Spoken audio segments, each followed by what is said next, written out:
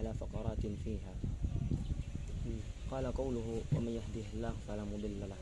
معنى قوله من يهده الله أي من يقدر له الهداية فلا أحد يستطيع أن يضله، وكذلك لا أحد يستطيع أن يخرجه من الهداية إذا هدي هداية التوفيق.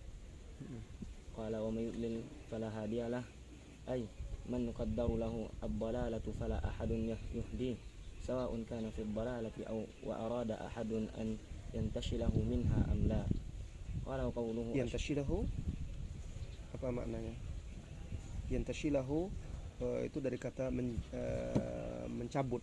Misal gini, tangan dicabut sampai putus, itu intishal. Jadi maksud dia wa may yudlil fala hadiyalah ay man qaddara lahu fala dalalah fala apa? من قدر له الضلالة man qaddara lahu fala dalalah fala ahadun. Tidak, yang tadi yang tasyil itu mana? Oh ini ya. Fala ahadun yahdiyahu. Baik, hada mafhum. Sawa'un kana fi dalalah apa? Sawa'un kana في الضلالة terus وأراد أحد an yantashilahu minha amla. Jadi kalau sudah Allah takdirkan seseorang itu kalau Allah sudah takdirkan seseorang itu tersesat, maka tidak ada seorang pun yang bisa melepaskan dia. Nah, intishal itu ya misalnya tangan kita ditarik dengan kuat, lepas. Jadi itu nggak ada bisa lagi. Kalau Allah sudah menyesatkan seseorang, maka nggak ada lagi seorang pun yang bisa memberi petunjuk atau melepaskannya dari kesesatan itu. Sebagaimana juga kalau Allah memberikan hidayah kepada seseorang, kalau Allah takdirkan seseorang mendapat hidayah, juga nggak ada lagi yang bisa menyesatkannya. Nah, lanjut. Makna yantashil. Yantashil itu tuh melepaskan, mencabut. Artinya kan dia sekarang dalam kesesatan itu. Lalu orang menarik dia, ditarik dengan kuat sehingga terlepas. Atau nggak ada lagi yang sanggup melakukan itu, walaupun dengan paksa. Jadi intishal itu menarik dengan paksa hingga lepas, itu dia.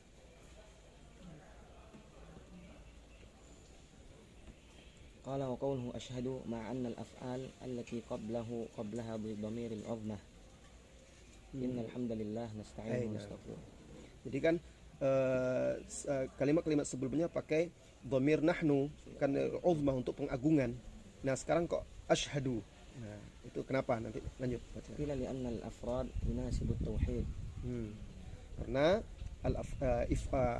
ifrad. Karena ifrad itu yunasibut tauhid, karena sekarang dia bersaksi dengan tauhid. Cocoknya dia juga ifrad, tunggal juga, kayak dhamir tunggal. Qala wa asyhadu an la ilaha illallah. Hadi tauhidullah azza wa jalla. Hada tauhidullah azza wa jalla. Fal ansab an yuwahhada lafdh al-fi'l ashhadu. Wa la yu'ta bin nun ad-dallah 'ala al-'udmah aw 'ala al-mutakallim wa ma'ahu ghayruhu. قال أما بعد فقد سألني بعض الإخوان أن أكتب له مقدمة تتضمن قواعد كلية تعين على فهم القرآن ومعرفة تفسيره ومعانيه والتمييز في المنقول ذلك ومعقوله بين الحق وأنواع الأباطيل والتبين على الدليل الفاصل بين الأقاويل. Nah, ini perkataan Ibnu Katsir. Jadi asal risalah ini adalah permintaan dari salah seorang murid-murid dia, ya, untuk menuliskan muqaddimah dalam ilmu tafsir. Nah, syarah. قال الشارح يعني بهذا الكلام أن تأليفه للكتاب له سبب وسببه سؤال بعض الإخوان أن نكتب له في هذا الموضوع والتأليف قد يكون ابتدائيا من المؤلف. Maksudnya ibtidaiyan ini memang keinginan muallif untuk mengarang tanpa ada orang permintaan dan segala macamnya. والتأليف قد يكون ابتدائيا من المؤلف حين يرى حاجة الناس إلى موضوع معين فيكتب فيه، وقد يكون له سبب مثل سؤال بعض الناس له أن يكتب في هذا الموضوع المعين. فالأول يكون مسؤولا بلسان الحال والثاني يكون مسؤولا بلسان المقال. فالأول يكون مسؤولا بلسان الحال ini apa? Coba dijelaskan. Setelah dia melihat hal nas, akhirnya ya, setelah dia melihat kondisi manusia ini membutuhkan penjelasan tentang suatu masalah, maka dia tulis. Artinya dia menjawab kebutuhan manusia. Kalau yang kedua memang permintaan khusus. قال إن العالم إذا رأى الناس محتاجين إلى شيء وألف فإن حال الناس تستدعي أن يبين لهم هذا الأمر الذي وقعوا فيه حتى يعرفوا حكمه ويتعبد الناس فيه على بصيرة، فكذلك قد يسألوا عن أمر معين. قال يقول المؤلف: قواعد كلية. القواعد جمع قاعدة وهي أساس الشيء، ومنها قواعد البيت أي أساسته، فالمقصود بها الأساسات التي تعين على فهم القرآن. تعين bukan tu'ayinu. فالمقصود بها الأساسات التي تعين على فهم القرآن، وحينئذ نعرف أن هذه القواعد هي قواعد تفسير القرآن، لأن فهم القرآن أحد الأمور الثلاثة التي قصدت بإنزال القرآن. نعم. والقرآن الكريم نزل لأمور ثلاثة: التعبد بتلاوته وفهم معانيه والعمل به. Jadi Al-Quran itu, ini kesimpulan ya, ini penting ini.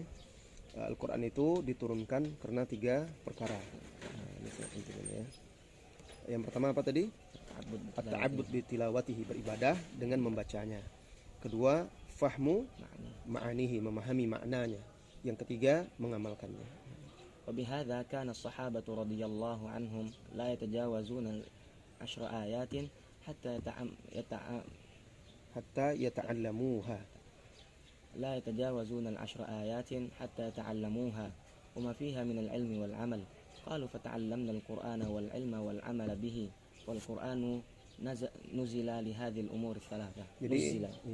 Jadi Syekh ini mengisyaratkan ke asar salah Syekh Ibnu Utsaimin rahimahullahu taala, mengisyaratkan ke asar salah seorang sahabat ya, yang mengatakan mereka itu kalau belajar Al-Qur'an dari Rasulullah sallallahu alaihi wasallam 10 ayat tidak akan berpindah ke ayat berikutnya, ke 10 ayat berikutnya sampai mereka mempelajari bacaannya, ilmunya dan amalnya. Qala amma lafzuhu fala yakadu yushkilu ala ahad aw yas'ubu ala ahadin li'annahu يقرأه العامي والعالم والمتعلم، وأما فهمه فهو الذي يحتاج إلى تعلم والتفكر والتدبر. Ini maksudnya kalau bacaan Al-Quran ya, kalau bacaan Al-Quran orang awam pun bisa, yang belajar bacaan saja. Jadi semua kalangan itu bisa. Tetapi kalau untuk memahami maknanya, nah ini baru yang membutuhkan betul-betul mengkaji dan mempelajarinya, betul-betul tafakkur dan tadabbur. Qala wa amma al-'amalu bihi fahuwa ashaddu 'ala an-nufusi wa a'zam. لأن النفس تحتاج إلى مجاهدة في إلزامها بما تقتضيه الحال من تصديق الخبر وامتثال الأمر واجتناب النهي. وتأمل قوله تعالى: كتاب أنزلناه إليك مبارك ليدبروا آياته وليتذكر أولو الألباب. Baik. Di sini Syekh Ibnu Utsaimin rahimahullahu taala jelaskan tadi ya. Yang pertama Al-Qur'an itu diturunkan untuk 3 perkara. Yaitu yang pertama beribadah dengan membacanya, yang kedua memahami maknanya, yang ketiga beramal. Nah, beliau jelaskan lagi satu persatu.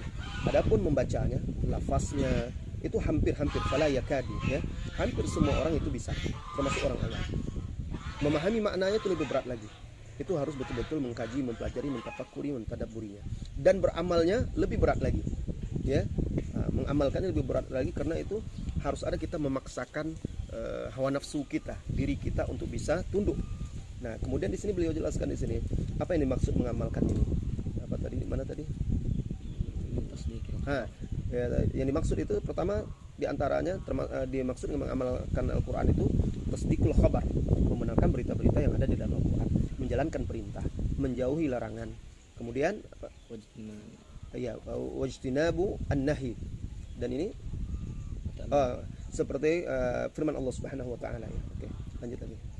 Qala wa ta'ammal qawlahu ta'ala kitabun anzalnahu ilayka mubarak lidabbaru ayatihi wa litadhakkara ulul albab hatta tabayyana laka annahu la budda min fahmi al-Qur'an wa la budda min al-'amali bihi. Wa qawlu al-muallif rahimahullah fi hadha al-maqam wa ma'rifatu tafsirihi wa ma'anihi kullu hadha min babi 'ath at-tafsir aw 'ath al-mutaradif. Wa qawl asy-sya'ir alfa qawliha kadban wa may dari coba deh alfa ini alfi ya, dari saya mendapati qaulaha kadban wa minan Ini maknanya sama, mutaradif. Ya. Jadi dia Syekh menjelaskan tadi itu tafsir dengan makna itu dia ataf. Ataf apa kata dia di sini? Ataf tafsir atau ataf mutaradif. Jadi dia maknanya sama. Tafsir, makna, ma'ani itu sama. Sama seperti ini kazban dan mainan. Ya.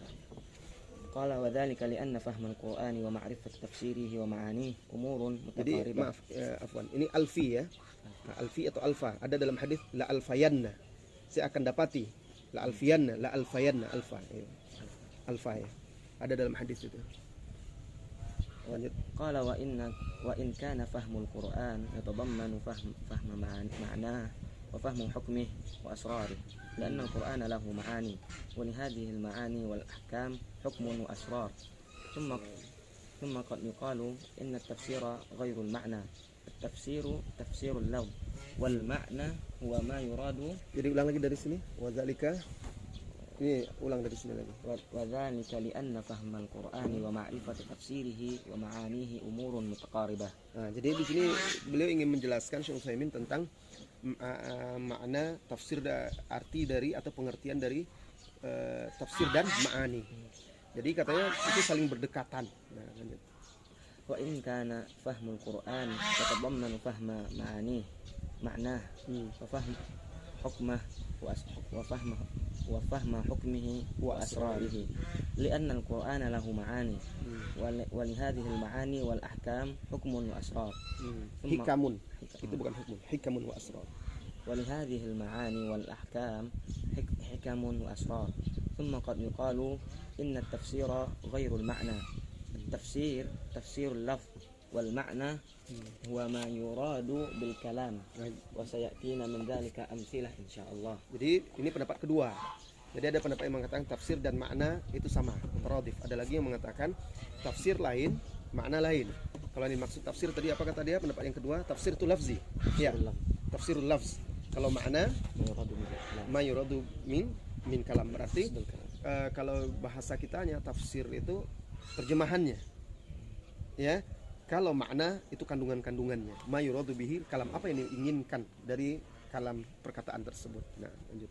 قال الشارح رحمه الله فالتفسير هو تفسير اللفظ فقط كأن يفسر الكلمة كما ذكرها صاحب القاموس كما ذكرها صاحب القاموس مثل أو يأتي بعض آيات ربك يوم يأتي بعض آيات ربك لا ينفع تفسيرها اللفظي أن تقول يوم يأتي شيء من آيات الله الدالة على القدرة مثلا والمراد به طلوع الشمس من مغربها فهنا صار فرق بين المعنى اللفظي أي التفسير اللفظي أو التفسير والمعنى الذي يراد ولهذا فالقرآن فسر على الناحيتين تفسيرا لفظيا مطابقا لللفظ فقط تفسيرا معنويا وهو ما يراد به ثم قد يتوافقان وقد يختلفان.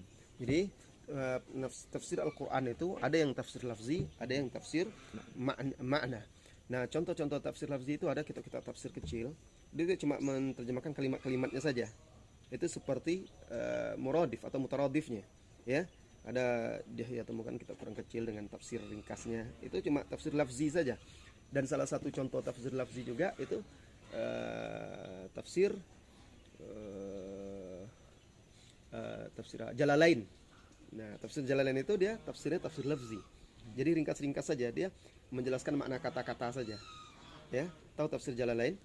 Nah, itu kan dipelajari banyak di masyhur sekali di pesantren-pesantren karena itu kan karangan Imam As-Suyuti. Ada dua orang, Jalaluddin yang bergelar Jalaluddin, salah satunya Imam As-Suyuti. Nah, ini masyhur di pondok-pondok pesantren di Indonesia dipelajari itu. Kitab-kitab tafsir itu.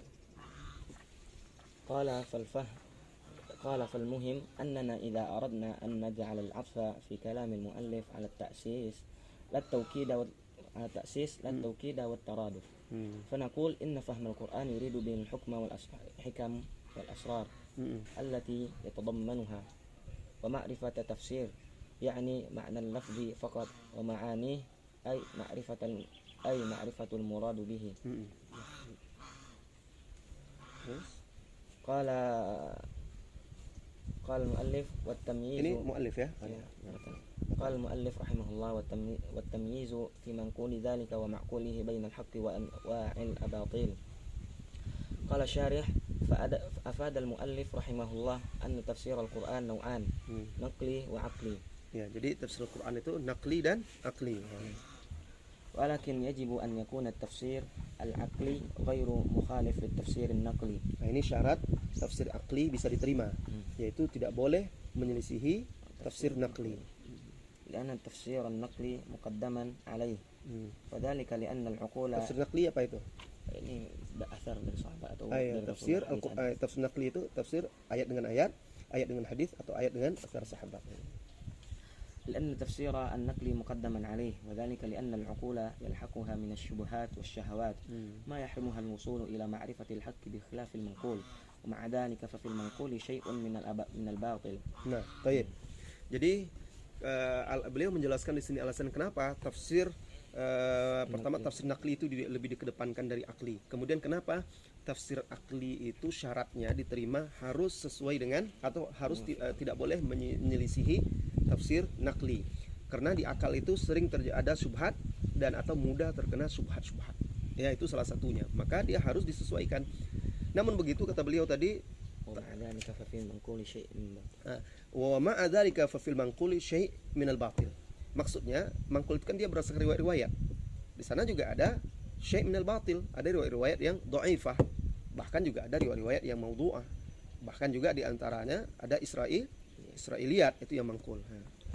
Kalau ma'a dzalika fa fil manquli syai'un minal batil ففيه إسرائيليات كثيرة أدخلت في التفسير. Israiliyat itu riwayat Bani Israel. Nah, riwayat dari Bani Israel ya. Jadi tafsir Quran itu juga sebagian ada riwayat dari Bani Israel. Dahulu juga sebagian sahabat atau sebagian tabi'in, mereka kan juga punya ilmu tentang kitab-kitab sebelum Al-Quran. Jadi ada sebagian diriwayatkan dari Bani Israel itu dimasukkan ke dalam kitab-kitab khususnya di zaman setelah tabi'in ya. Nah, itu ada. Nah, ini oleh karena itu ada pembahasannya nanti dalam tafsir bagaimana mensikapi riwayat-riwayat Israiliyat itu nanti. Qala wa fihi ahadits mawdu'ah seperti wa dha'ifah udkhilat aidan fi tafsir. Fahtaja al-insanu ila an ya'rifa ma yumayyiz baina al-haqqi wa anwa'il abatil. Ya. Qala al-muallif qala qawluhu wat-tanbih 'ala ad-dalil al-fasil baina al-aqawil. Aqawil perkataan-perkataan, aqwal. Jam aqwal. Jam'in jadi. Jam apa namanya? Ya, Waalaikumsalam. Udah potong rambut. Iya.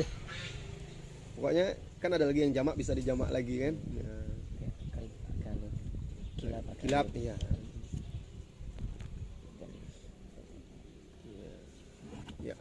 قال أي سواء كان الدليل نقليا أم عقليا لأنه يجب أن نعتبر الدليل العقلي في القرآن ما لم يخالف المنقول وإلا فالعقل لا شك أن له مدخلا كبيرا في فهم القرآن ولهذا يأمرنا عز وجل بالتفكر في كثير من آيات القرآن الكريم بل إن التدبر في قوله تعالى ليدبروا آياته يدخل فيه المعنى العقلي الذي يدركه الإنسان بعقله. Jadi di situ juga Syarih Syekh Muhammad bin Utsaimin setelah menjelaskan bahwa dalil akli itu harus sesuai dengan akli, tapi di situ beliau katakan kita tidak menafikan pentingnya akal karena banyak sekali di ayat-ayat Allah Subhanahu wa taala meminta kita untuk menggunakan akal kita untuk berpikir. Bahkan tadabbur, mustahil seseorang bisa tadabbur tanpa menggunakan akalnya. Namun akal harus tunduk kepada nakal, kepada dalil. Cukup dulu. Ada yang ditanyakan? Tidak ada ya, insyaallah mafhum ya. Tandain aja. Dia apa hadisnya? Tidak, ini bukan hadis. Makna. Ya makna apa?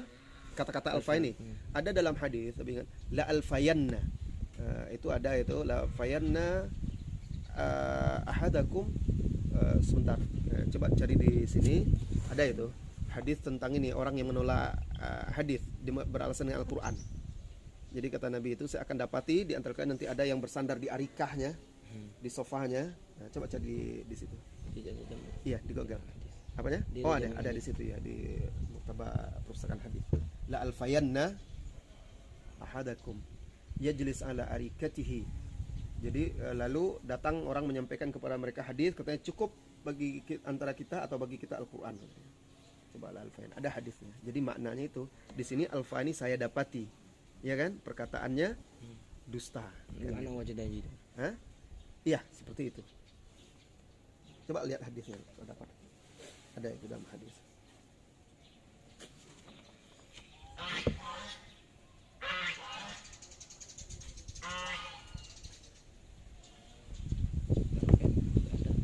Ada, coba aku cari di Google lah. Mana? Ini dengan apa di Google aja. Di Google coba. Balik lagi. Mana balik? La Alfayan. Alfayan.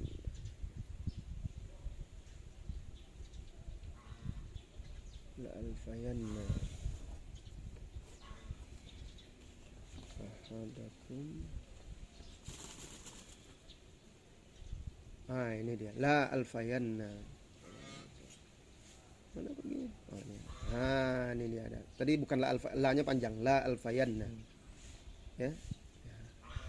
Ini Durarnet ini salah satu situs yang paling bagus ini termasuk untuk dibaca-baca, membantu. Lihatnya, hadisnya kan. La alfayanna ahadukum muttaki'an ala arikatihi ya'tihi amrun mimma amartu bihi aw nahaitu anhu fayaqul la adri ma wajadna fi kitabillah. Jadi ini orang isyarat dari Rasulullah SAW bahwa akan ada orang-orang ingkar sunnah, orang-orang yang mengingkari sunnah, dia cukup Al-Quran saja, tidak mau menerima hadis-hadis Rasulullah SAW. La alfayanna ahadakum muttaki'an ala arikatihi ya'tihi amrun mimma amartu bihi aw nahaitu anhu fayaqul la adri ma wajadna fi kitabillah ittaba'nahu. Saya tidak ingin gitu maksudnya, saya tidak mau mendapati salah seorang dari kalian nanti duduk di atas sofanya arikah kan, lalu datang satu perintah dari perintah-perintahku atau larangan-laranganku, lalu dia menjawab la adri, aku tidak tahu, kami tidak mendapatinya di dalam kitabullah, apa-apa yang kami dapati dalam kitabullah itu saja yang kami ikuti. Nah, Rawi Abu Rafi Maula Rasulullah sallallahu alaihi wasallam al-muhaddits, maksudnya ini yang meneliti hadis kan, mensahihkannya Syekh Al-Albani, Al-Masdar Sahih At-Tirmidzi.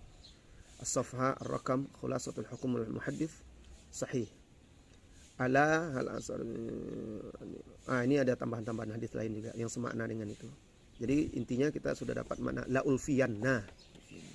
Bukan la alfayanna ya, la ulfiyanna. Ya. Kalau di sini kasihnya harokatnya. Nah, ulfiyanna. Artinya itu la ajidu, la ajidanna. La tauhid. Iya. Jadi maknanya di sini kan enggak. Jadi ini ulfi yang benarnya. Ulfi yang benarnya. Artinya ajidu. Ada lagi yang belum paham silakan ditanya. Insyaallah paham ya.